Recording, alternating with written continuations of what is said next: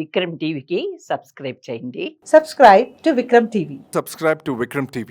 Subscribe to Vikram TV. Subscribe to Vikram TV. Please like, share and subscribe to Vikram TV. Hi hello నమస్తే, welcome to Vikram TV. నేను మీ anchor పప్పు. ఈ రోజు మనతోని special guest చూడండి. ఆ గెస్ట్ ఎవరు కాదు, హనుమంత్ ప్రసాద్ గారు, అడ్వకేట్ అండ్ పొలిటికల్ అనలిస్ట్ మనతోని ఉన్నారు. అండ్ ఏపీలో అండ్ తెలంగాణలో రాజకీయాలు ఎలా ఉన్నాయి అండ్ ప్రస్తుతం రాజకీయాలు ఎలా నడుస్తున్నాయి ఇప్పుడు సార్ని అడిగి తెలుసుకొని ప్రయత్నిద్దాం. నమస్తే సార్. నమస్కారం అండి. ఎలా ఉన్నారు? బాగున్నాను సార్. ఫైన్ సార్, ఒక నాయకుడిని ఎంచుకునేటప్పుడు ఓటు ఎందుకు వేస్తాం సార్? ఒక మంచి చేస్తాడు మనకని అనుకుంటారు. కానీ ఇప్పుడున్న ప్రభుత్వాలను చూస్తుంటే జనాలు వణికిపోతున్నారు, భయపడుతున్నారు. దీని మీద ఏమంటారంటే ఇప్పుడున్న ప్రభుత్వం ఏపీలో కానీ తెలంగాణలో కానీ కొంచెం ప్రభుత్వాలు కొంచెం చూసి జనాలు భయపడుతున్నారు. దీని మీద మీరు ఏమంటారు? చాలా మంచి క్వశ్చన్ అండి. కాతే మీరు చెప్పింది 100% కరెక్ట్. ఇప్పుడు old wine in new bottle అంటే కొత్త సీసా అంతే. మొత్తం పద్ధతులన్నీ ఒకటే, ఏ ప్రభుత్వమైనా. ఇది కాకపోతే అది, అది కాకపోతే ఇది. ఏంటంటే గుత్తాధిపత్యం. ఎందుకంటే ప్రధానంగా డబ్బు ప్రధాన పాత్ర వహిస్తుంది రాజకీయాల్లో. ఎవరికైతే చట్టము న్యాయము తెలుసో, those who knows law very well, they are not in the parliament.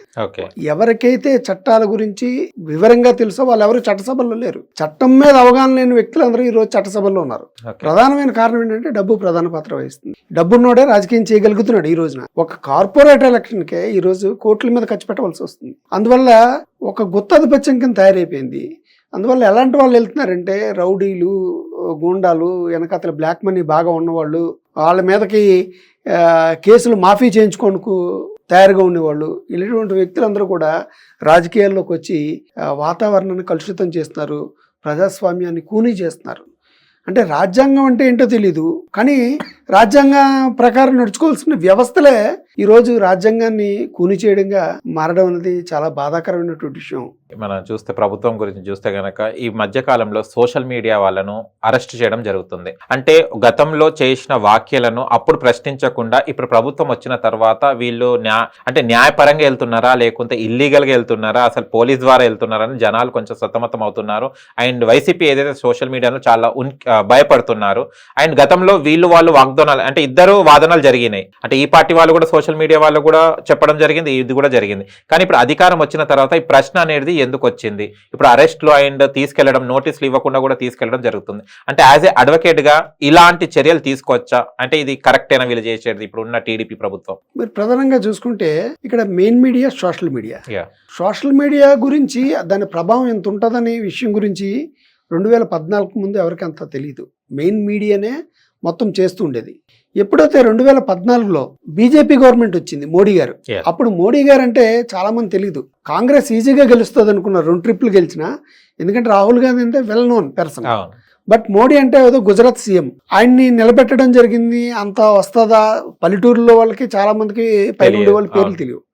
అంత తెలియదు అనుకున్న పరిస్థితిలో కేవలం సోషల్ మీడియా ప్రభావం వల్ల మాత్రమే ఆ రోజు బీజేపీ గవర్నమెంట్ వచ్చింది. దాంతో సోషల్ మీడియా యొక్క ప్రభావం చాలా విపరీతంగా పెరిగింది. ఎందుకంటే మెయిన్ స్ట్రీమ్లో ఉండేటువంటి ఛానల్స్ని ఎవడో నమ్మేటువంటి పరిస్థితి లేదు. ఎందుకంటే విడిపోయింది. జర్నలిజం అంటే నిఖార్సైన జర్నలిజం, ఖచ్చితత్వంతో ఉండాలి, కరెక్ట్ ఇన్ఫర్మేషన్ ఇవ్వాలి. ఈరోజు అది అక్కడ జరగట్లేదు. పార్టీల వైజ్గా విడిపోయింది. తెలుగుదేశం పార్టీకి కొన్ని ఛానల్స్, వాటిని ఎల్లో మీడియా అంటున్నారు. ఇక్కడ ఆంధ్రప్రదేశ్కి వస్తే వైఎస్ఆర్సీపీకి సపోర్ట్ చేసే వాటిని బ్లూ ఛానల్స్ రకరకాలుగా అంటున్నారు. ఎందుకంటే ప్రజలకి ఈరోజు గతంతో పోలిస్తే, నిన్నటితో పోలిస్తే ఈరోజు ఎడ్యుకేట్ అయ్యారు. ఒక 10 సంవత్సరాలతో పోలిస్తే ఈరోజు మరింత ఎడ్యుకేట్ అయ్యారు. అందువల్ల ప్రజలు ఏది నిజం ఏది అబద్ధం తెలుసుకునేటువంటి పరిస్థితి ఉంది. బట్ వేరేజ్ ఏంటంటే సోషల్ మీడియాలో కాస్త బెటర్, ఎందుకంటే ఖచ్చితమైనటువంటి ఇన్ఫర్మేషన్ ఇవ్వగలుగుతున్నాయి.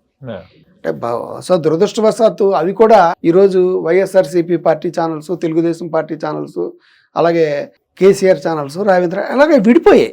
అయినప్పటికీ ఈ రోజున సోషల్ మీడియానే బలం చూపిస్తుంది. ఇకపోతే గవర్నమెంట్ మారింది. వైఎస్ఆర్సీపీ గవర్నమెంట్, జగన్మోహన్ రెడ్డి గారు వచ్చారు. ఏపీ గవర్నమెంట్కి వస్తే కేవలం ఆయనకు ఉండేటువంటి బలం సోషల్ మీడియానే. ఆ టైంలో ఆయనకి సపోర్ట్ చేసే ఛానల్స్ ఏమీ లేవు, ఒక సాక్షి తప్ప. సాక్షిని వాళ్ళ తాలూకు గోడపత్రిక అంటారు, వాళ్ళ గురించి తప్ప ఏమి రాసుకో. మిగతా ఛానల్స్ మేము నిక్కచ్చిగా చేస్తాం ఇలా రకరకాల స్లోగన్స్ పెట్టుకుంటూ వచ్చి ఒకే వైపు భజన చేయడం మొదలెట్టి. అంటే ఒకటి చేస్తే సంసారం, ఇంకొకటి చేస్తే వ్యభిచారం అన్న పరిస్థితిలో ఈ ఛానల్స్ తయారవడంతో ఈ ఛానల్స్ని చూడడం మానేశారు. సోషల్ మీడియానే ఎక్కువ ప్రభావితం చూపెట్టింది.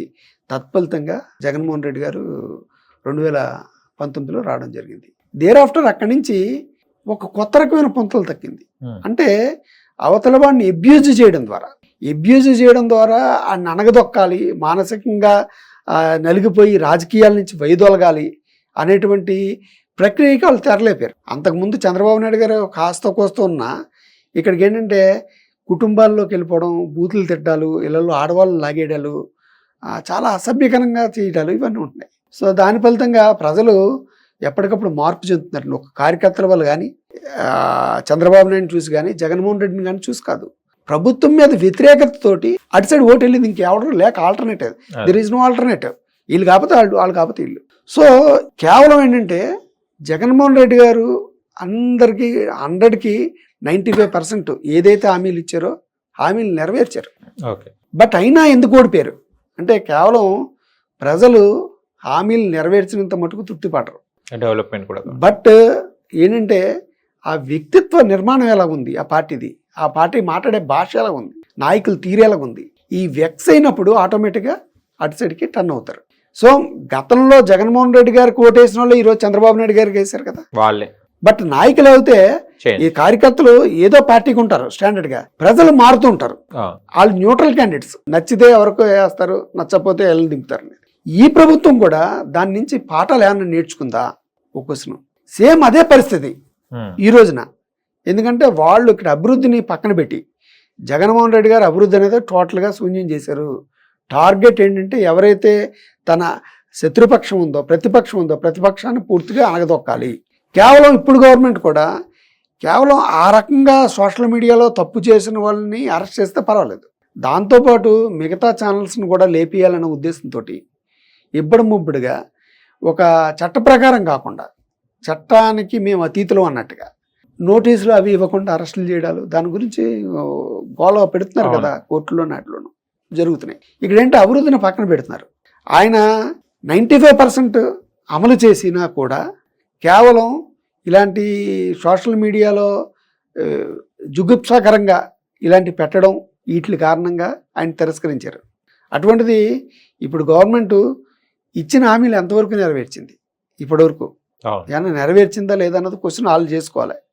ఇంకా టైం కావాలంటే ఇంకా ఇప్పుడే కాబట్టి వచ్చింది, ఇంకో 6 నెలలు చూసుకోవచ్చు. ఇంతవరకు కనీసం ఒక హామీ కూడా నెరవేర్చినట్టుగా కనపట్టలేదు. మరి ఇలాంటి పరిస్థితుల్లో ఈ వీళ్ళు కూడా అదే పద్ధతిని పాటిస్తూ ఈ ఎబ్బడి మొబ్బడిగా అరెస్టులు చేస్తే దాని ఫలితం ఏ విధంగా ఉంటుంది రేపు రాబోయే కాలంలోనే చూసుకోవాలి. ప్రజలు ఏంటంటే దురదృష్టవంతులండి, ప్రజలు టోటల్గా దురదృష్టవంతులు. ఇప్పుడు ఈయన కాలేదు ఆయన అవుతాడు, ఆయన కాలేదు ఈయన అవుతాడు, అంతే. డబ్బు ప్రధానం. అంతేగాని నైతిక విలువలకి పాత్ర వేసేసాయి అన్ని పార్టీలు. నైతిక విలువలని దిగజారిపోతున్నాయి రోజు రోజుకి. ఒక నాయకుడు కానీ పార్టీ కానీ ఇటువంటి వ్యవస్థ మరి ఎప్పుడు మారుతుందో, ఎలా మారుతుందో, రాబోయే కాలంలో ప్రజలు ఎలాంటి నిర్ణయం తీసుకుంటారో వేచి చూడాలి.